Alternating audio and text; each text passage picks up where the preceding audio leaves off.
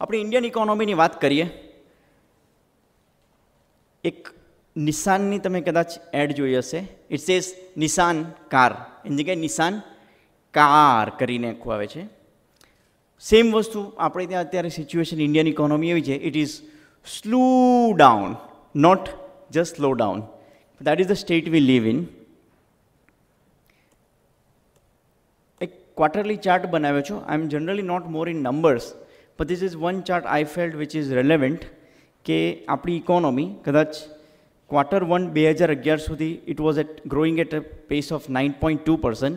Suddenly it has moved 4 steps back, 9.2 થી 8 પર આવી, 8% થી 6.7, 6.7 થી 6.1 અને 5.3 પર આવી છે. Our finance minister says economy will grow at 7, or now it has revised to 6.5%. મૂડીએ 2 દિવસ પહેલાં સ્ટેટમેન્ટ આપ્યું कि economy will grow at 5.5%.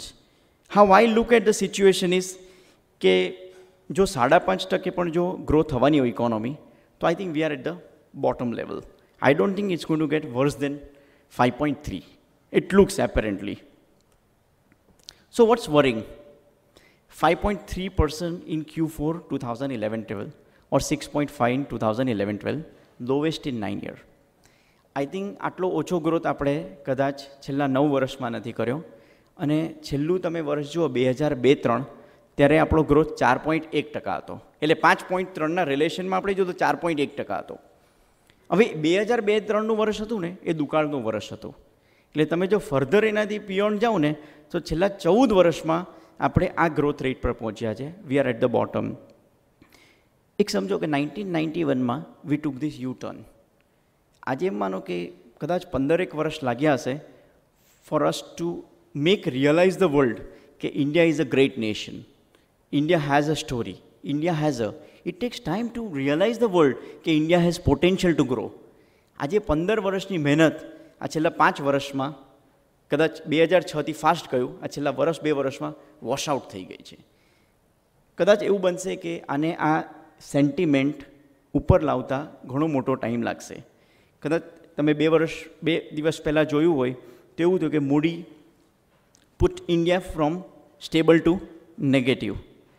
જ્યારે કોઈપણ ક્રેડિટ રેટિંગ એજન્સી કોઈપણ ક્રેડિટ રેટિંગ ઘટાડીને નીચે મૂકે છે ફ્રોમ સ્ટેબલ ટુ નેગેટિવ, ત્યારે સિચ્યુએશન એવી થાય છે કે the credit rating agency indicates કે લોંગ ટર્મ પ્રોફિટેબિલિટીના પ્રોસ્પેક્ટ છે એ ડિમિનિશ થઈ જાય છે. ઇન ધ સેન્સ આ વસ્તુ લોંગ ટર્મમાં પ્રોફિટ કરી શકશે નહીં, કે પછી કદાચ નેગેટિવ પણ આવ્યા તો સ્ટેબલ પર પહોંચતા ઘણી વાર લાગશે. મૂડી ડઝન્ટ ડુ લાઈક ધીસ કે સ્ટેબલથી નેગેટિવ લઈ ગયા તો નેગેટિવથી સ્ટેબલ તમને તરત આપવાની છે. સમજી લો. Of course it's a different story કે પોસ્ટ 2008 વેધર ફિચ હોય કે મૂડી હોય, all have been acting over conservative. They don't need to act so conservative, but they have been acting very conservative. They don't want any blame game to come on them કે લેમાનને અમે triple એ આપેલું અને it just got bust out of nowhere. Likewise, આપણું manufacturing sector last યરમાં 2.5% growth થયું. Current ક્વાર્ટરમાં it has still, growth rate has gone down further. At this point, I want to say that even forget about foreigners, even Indian industrialists have lost confidence in our economy. આજે for example તમે સુરત જેવા નાના શહેરની પણ વાત કરું ને, તો જે આપણે ત્યાં ઇન્ડસ્ટ્રીયલિસ્ટ છે, જે બિઝનેસમેન છે, એ લોકો rather than committing their money for businesses or industry, they are probably putting into different assets, maybe real estate or whatever. આજે કદાચ તમે કોઈ પણ બિઝનેસમેનને મળશો તો he will be talking about real estate, maybe at Surat level. Even from the larger perspective, the money is not going where it should be, it's not getting channelise. Because manufacturing sector is one that gives boost to all other sectors, whether agriculture or whether service sector. But that is so critical. કદાચ બને કે આજે છે ને જમવાના table પર પણ પેલો ધંધાવાળો બેસતો હશે ને, તો વીઘાનો શું ભાવ થયો ને એ જ ડિસ્કસ કરવા બેસે છે, રાધર દેન ડિસ્કસિંગ અબાઉટ શું એનો બિઝનેસ પ્લાન કે શું ટાઈપના મેન્યુફેક્ચરિંગ આઉટલેટ નાખવા. So where is the question of foreigners investing in India. અને એક વસ્તુ બીજી ધ્યાન રાખો, this country doesn't have money, this country doesn't have technology. Both have to come from outside India. જો ટેકનોલોજી અને પૈસા ફોરેનથી આવશે તો જ આપણે આગળ વધી શકશું. This is the hard reality we have to live with. Even last યરમાં 12 દેશોએ એટલે દે ક્લોક્ડ growth more then 8%.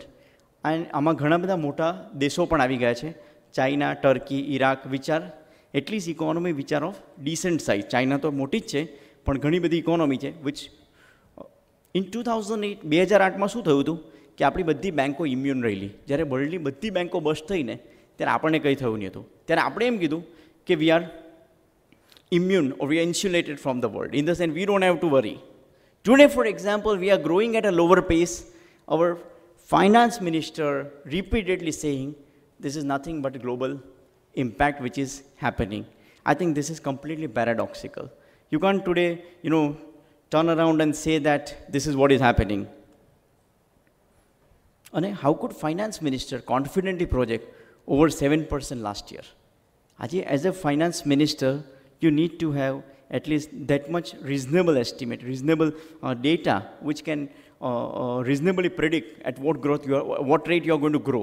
But finance minister has been going consistently wrong in these factors. ગયા વર્ષની વાત કરીએ તો જે એરિયા ઇમ્પ્રૂવ થયા છે તે ઇલેક્ટ્રિસિટી, ગેસ એન્ડ વોટર અને service.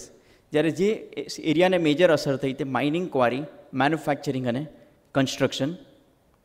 I mean, this is based on આપણો જે સ્ટાન્ડર્ડ રિપોર્ટ આવે છે એના બેઝિસ પર જ છે.